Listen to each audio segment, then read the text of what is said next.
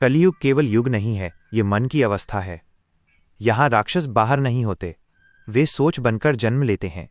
और जब सोच भटकती है तब भक्त एक नहीं, दो दो देवताओं को पुकारता है। क्या ये अपराध है या ये कलियुग की सबसे बड़ी सच्चाई? कलियुग में जब भी भक्त पुकारता है, कोई न कोई अवतार उसकी रक्षा के लिए प्रकट होता है। कोई संकट मोचक बनकर आता है और कोई शीश के दानी के रूप में। लेकिन क्या आपने कभी सोचा है, अगर एक ही भक्त दो देवताओं को एक साथ पुकार ले तो पहले कौन आएगा? महाभारत के पहले एक बालक था जिसे शक्ति वरदान में मिली थी, पर श्री कृष्ण जानते थे शक्ति यदि पहले आ जाए तो नीति पीछे छूट जाती है। बर्बरीक का बाल्यकाल, गुरु, तपस्या, वरदान माइनस विस्तार से अगर आप जानना चाहते हैं तो कमेंट करें, मैं इस पर पूरी वीडियो बना दूंगा। और जब शीश मांगा गया तो दान केवल शरीर का नहीं था, वो अहंकार का दान था। हनुमान को लोग बल से जानते हैं, पर देवता उन्हें संयम से पहचानते हैं। वे चाहते तो हर युग में युद्ध कर सकते थे, पर उन्होंने सेवा चुनी। राम हनुमान संवाद लंबा विस्तार से अगर आप जानना चाहते हैं तो कमेंट करें, मैं इस पर पूरी वीडियो बना दूंगा। राम, कलयुग में तुम्हें शक्ति नहीं, धैर्य का भार उठाना होगा। कट्टू, राजस्थान का रेगिस्तान, खाटू नगरी, भक्तों की भीड़ और दूसरी ओर जंगल, पहाड़, हनुमान जी का ध्यान। महाभारत के वीर बर्बरीक, जिसने केवल 3 बाणों से पूरी युद्धभूमि जीत लेने का वरदान पाया था। फ्लैशबैक महाभारत काल।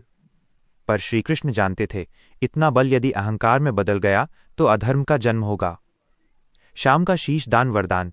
कलयुग में मेरा नाम लेकर जो भी पुकारेगा, मैं पहले पहुंचूंगा कट्टू हनुमान जी ध्यान में। वहीं दूसरी ओर एक ऐसा देवता है जो आज भी पृथ्वी पर विचरण करता है।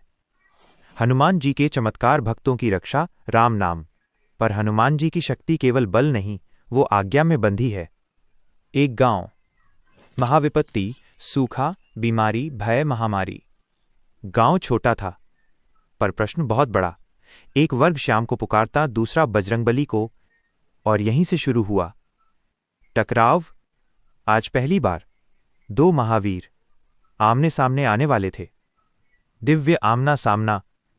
हनुमान जी प्रकट, उसी क्षण खाटू श्याम का तेज पूर्ण सन्नाट। जब हनुमान आए तो धरती कांपी। जब श्याम प्रकट हुए तो समय ठहर गया।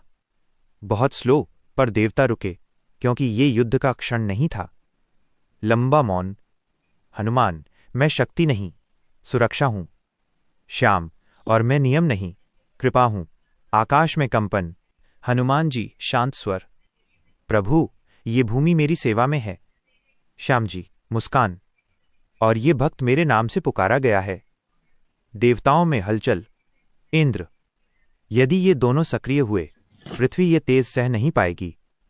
युद्ध। हनुमान जी गदा उठाते हैं, श्याम जी 3 बाणों को स्मरण करते हैं। धरती कांपती है, आकाश लाल, लेकिन कोई वार नहीं करता। हनुमान जी, मैं राम का सेवक हूं, मैं भक्तों के बीच भेद नहीं करता। श्याम जी, और मैं कृष्ण का दान हूं, मैं अहंकार नहीं, समर्पण चाहता हूं। कलियुग का सबसे बड़ा शत्रु अधर्म नहीं, अधूरा ज्ञान है। और जब ज्ञान पूरा होता है तो देवता अलग नहीं रहते। दोनों की संयुक्त ऊर्जा से भ्रम टूटता है। दोनों मुस्कुराते हैं, रहस्य का खुलासा और समाधान। हनुमान जी गांव के संकट को अपने बल से हरते हैं, श्याम जी भक्तों को वरदान देते हैं। उस दिन ये सिद्ध हो गया, देवता आपस में नहीं लड़ते, वे केवल भक्त की परीक्षा लेते हैं। अंतिम संवाद। हनुमान जी, जहां श्रद्धा होगी, श्याम जी, वहां हम दोनों होंगे। इसलिए भक्तों, नाम अलग हो सकते हैं लेकिन कृपा एक ही है। उस दिन कोई हारा नहीं, क्योंकि ये युद्ध था ही नहीं। यह कथा है उस भक्त की जो समझ गया कि नाम 2 हो सकते हैं, पर कृपा एक ही होती है।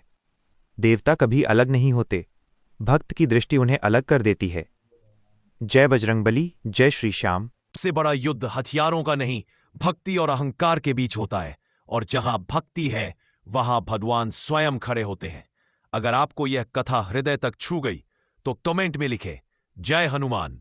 और ऐसी दिव्य कथाओं के लिए सनातन भजन बाजार चैनल को सब्सक्राइब करना ना भूलें।